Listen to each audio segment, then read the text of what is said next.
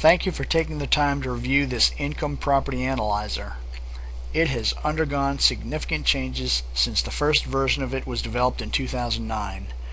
This workbook was meant to be used to analyze income properties for value and investment potential. After inputting property information on the first two worksheets, the remaining worksheets are meant to be used for putting into presentations for lenders and other investors, as well as for your own use by calculating necessary investment returns and ratios that are typically required by lenders and investors of commercial properties. The fields in yellow are the editable fields, and all the other fields are locked, so calculation formulas cannot be accidentally altered. It's probably best for me to go through a brief description of each tabbed worksheet and their benefits to the user.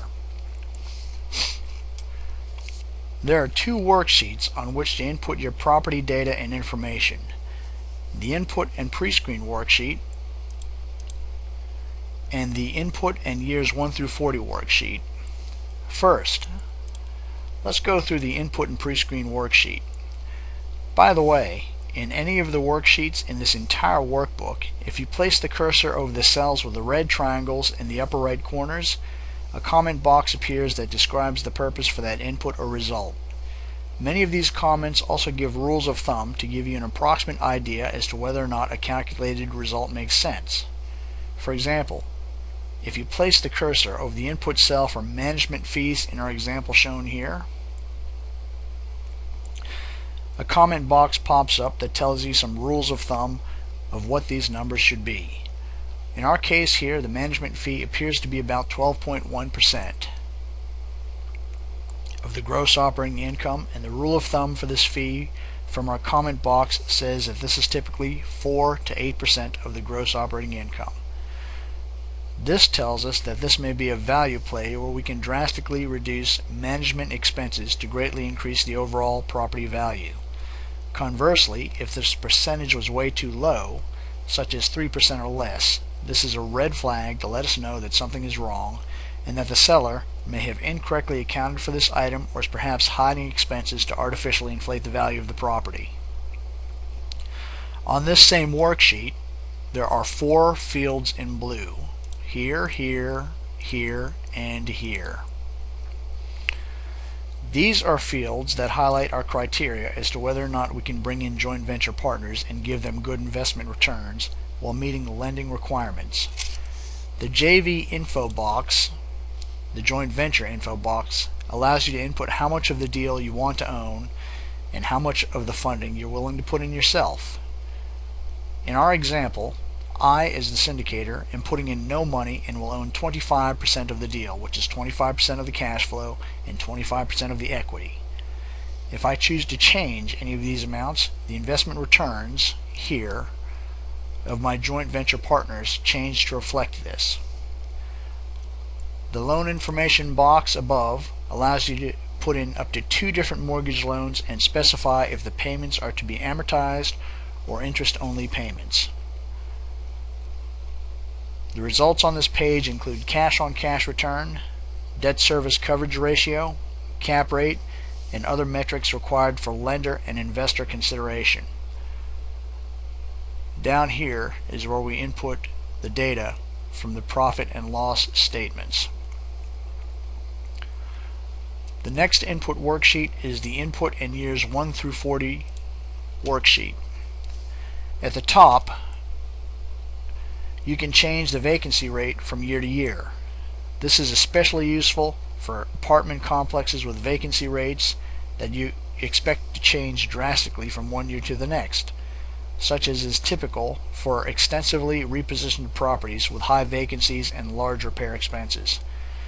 This feature was added because of the many properties with high vacancies that had been coming to me for analysis, especially the ones that were taken back by the banks from foreclosure. This next worksheet tab is merely a divider between the input and output worksheets. There's no input or output on this sheet itself. This is a summary page of overall results, assuming that there are no joint venture partners and that you are the only buyer who gets the entire cash flow and entire equity from the property. The total returns here are the internal and modified internal rate of return. The results from this worksheet are meant to be included in presentations to your lenders, as well as for your own knowledge of what could be expected from the property.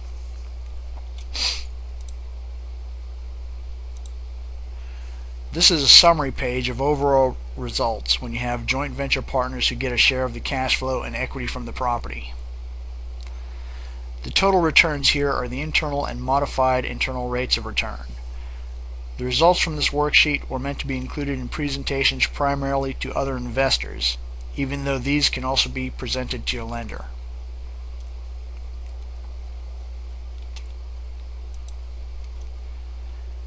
This is a summary page of overall results when you have joint venture partners who get a share of the cash flow and equity from the property also. However, the total returns here are the annualized rates of return, not to be mistaken for internal and modified internal rates of return. The results from this worksheet were meant to be included in presentations primarily to other investors, even though these can also be presented to your lenders. The annualized rates of return are just another kind of return calculated from the same data, but they are always higher than the internal and modified internal rates of return.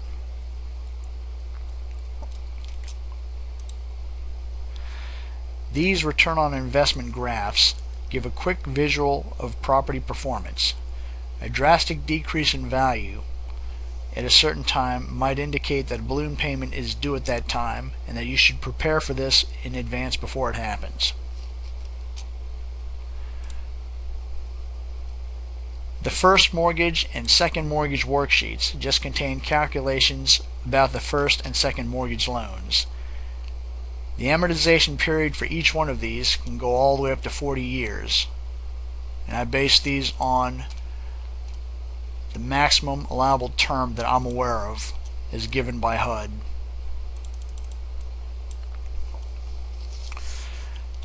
And finally, we have the most important part. This disclaimer and copyright worksheet just tells you that while I believe the calculations to be correct, you acknowledge that you alone are responsible for how this workbook is to be used, and that I am not responsible for any incorrect calculations in or misuse of this analysis workbook. This worksheet also has my contact information if you need support for this application.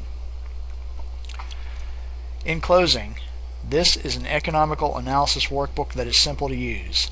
The features and benefits to the user are comparable to those of much more expensive commercial property analyzers that sell for hundreds or even thousands of dollars.